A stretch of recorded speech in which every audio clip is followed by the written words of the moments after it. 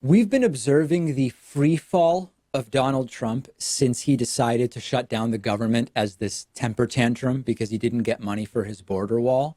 We've already seen more than one poll confirming that Trump's approval is down, his disapproval is up, Nancy Pelosi's approval keeps going up.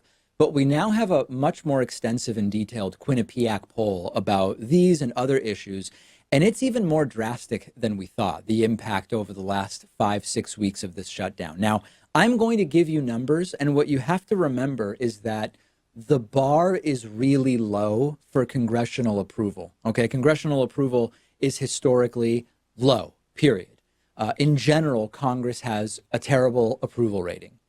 Some of the highlights from this Quinnipiac poll. Number one, Democrats in Congress have a 38% approval rating right now. This doesn't sound that high, but it's actually the highest since July of 2009. It's been almost 10 years since Democrats in Congress have had an approval rating so high. Number two, voters who trust Pelosi more than Trump now make up 49% of the American electorate, and 56% now blame Trump and the Republican Party. It should really be and or the Republican Party for the government shutdown. These are really significant numbers. And to understand, you might look at them and say, everything's kind of like between 40 and 60. Like, is this really that significant? It's significant. On the Democratic side, again, 10 years since there's been 38% approval for Democrats in the House. Half of all Americans trust the Speaker of the House more than President Trump. That's a huge number when you account for how polarized the United States of America currently is. Now, that third number is not actually that great. When I hear that 56% of Americans blame Trump and or the Republican Party for the shutdown, they're right. That is a majority. It's the right answer, but it's also way lower than it should be, because if 56% of Americans believe that either Trump or Republicans are to blame for the shutdown, that leaves 44%. That means 44% of the American public either blames Democrats for the shutdown that, remember, Trump promised ahead of time and then did, or they don't know who's to blame, both of which are problems. And this is why you just can't rely on people switching to the right vote in order to win an election. If after everything that has happened here, Trump famously and furiously ranting in the Oval Office to Nancy Pelosi and Chuck Schumer about how he would be proud to shut it down, you still have some Democrats like Tulsi Gabbard playing the both sides or to blame game when it comes to the shutdown. After all of that we saw, we end up with only 56% of the country confidently saying it was Trump's fault or Republicans' fault that the government shut down. That means we're in trouble for 2020. Right? This is what I've been talking about, Pat. Any reasonable person should understand that this is the Trump shutdown. He promised to shut it down. He said he would own it if he did, and then he shut it down. That's it. Like that, there's nothing else to it here. And yet, 44% of the country is either not reasonable or not informed, which is how you get presidents reelected with approvals in the 40s, or mathematically, it can even happen with approvals in the high 20s. We can't count on people realizing what's going on. We need to get new people out there and voting. I think at the beginning of the government shutdown, the vast majority of people knew that it was the Trump shutdown.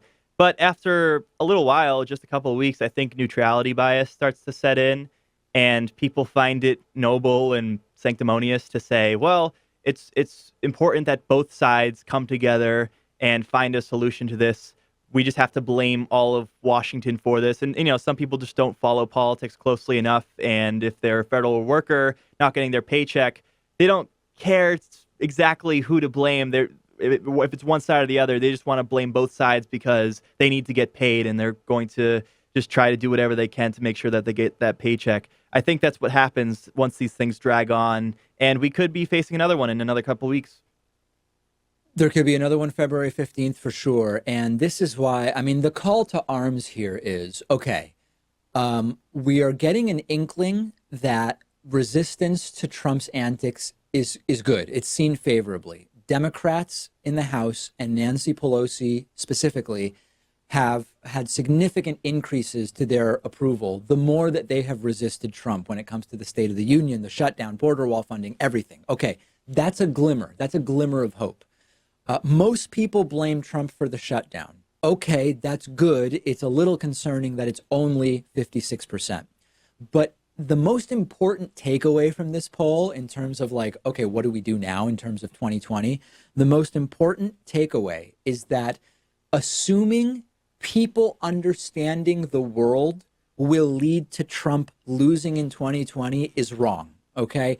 Any version of look at X that Trump did, obviously people are going to vote him out in 2020. You've lost, like you've conceded the game. That is a losing approach. And that is why I am so over and over and over, I am making clear that approval ratings don't matter. Favorability ratings don't matter. Electability games at this point aren't what's important. Voter turnout, and thus also fighting voter suppression, which is already ramping up for the 2020 election, even though it's barely February of 2019. So my focus is going to be that this is going to be an election, if it's going to be won in 2020, that is going to be won on solidarity from the left saying the number one goal is Trump out, okay? And the understanding that it doesn't matter what state you're in. It doesn't matter how much you think your vote will make a difference. It doesn't matter anything else other than you need to vote and you need to work to get other people to vote because it is going to be determined by turnout, period. I'm on Twitter at @DPakman. The show is on Twitter at David Pakman Show. We have a great program for you today. I will be answering audience questions. We will be hearing from the audience during live calls as well. And on the bonus show, by the way, we will be hearing about Pat's upcoming vacation, which I know is very, very exciting to Pat. And we'll see what the audience thinks of it as well. One of today's sponsors is privacy.com/Pakman, which is a free service that I myself use. Really useful in many different ways. Takes just a few seconds to link your debit card to privacy.com. Then you can create virtual credit cards that are linked directly to your bank account, and you use those virtual credit card numbers to buy things online, which protects your actual debit card so that it's not spread all over the internet. And one of the best things about it is how their mobile app and browser extensions for Chrome and Firefox make it really easy to use. Let's say, for example, that I'm signing up for a David Pakman Show membership. In the credit card number field, I already see the privacy.com icon. I just click it, choose which of my virtual credit cards I want to use, and the credit card number, expiration date, and security code are automatically entered. I can put in any zip code I want, and I'm done. And if you try to use my credit card number that you just saw on the screen, it doesn't matter because I've already deleted that virtual card, and that's the beauty of privacy.com. There are a ton of advantages to using a free service like this. For example, you can sign up for as many free trials as you want, then just delete the virtual credit card you used and never worry about getting charged for it. It protects you from getting hacked. It protects you when companies are hacked, which happens all the time. It is all completely free. All you have to do is click the link under this video to get started. And for a limited time, they're giving everyone in our audience $5 towards your first purchase when you sign up using that link.